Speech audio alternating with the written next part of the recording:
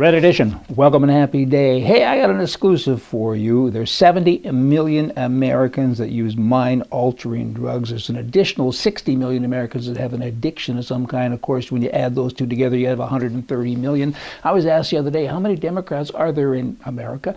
I didn't know the answer. I do now. There's 130 million. Oh, pretty simple math, don't you think?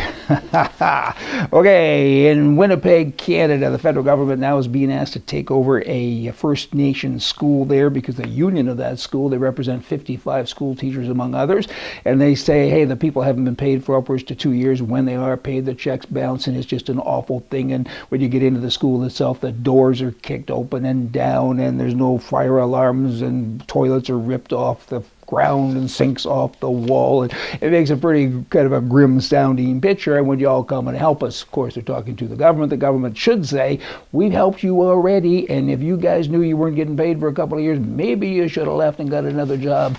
But anyway, we'll see what happens there. Still in Canada, in Ottawa, the CBC is another mess there that the government just allows to happen. It's been going on for upwards to 40 years or longer, and they lose over $1 billion a year that we know about. And with the way that governments and CBC kind of does their accounting, it's probably 2 or even 3 times that. In any event, I'm wandering back to this. The president says of the CBC, I'm warning all of you people, we have dark clouds on the horizon. How can you have dark clouds? Where have you been? You kind of had those already, for many years, billions of dollars later. And he says, hey, government, you got to give us more money because advertising revenues are down and we need to lose more. And here is some verbiage from a conservative senator. His name is Don Plett. He says, I don't believe, in government subsidy. I'm not a fan of those, but to eliminate the CBC subsidy is probably far too difficult. So I don't know what the answer is. You don't, maybe don't tell us you don't know. And that, of course, is why we're having this study to decide when the next meeting is, and we can study something else, and we have to look at that and other issues. It's pretty darn simple to me. You close them down, you sell them, you get rid of them, you don't continue to lose taxpayer money in this modern age. For heaven's sakes, you don't gotta do that. I mean, everybody's got internet, it's a competitive world. You can't have a bunch of goofs sitting there saying, give me more money, I want to lose a couple of $1 billion more.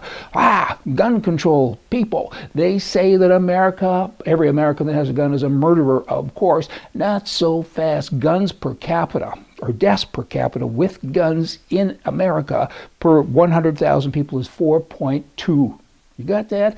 Guess what it is in Honduras? 91.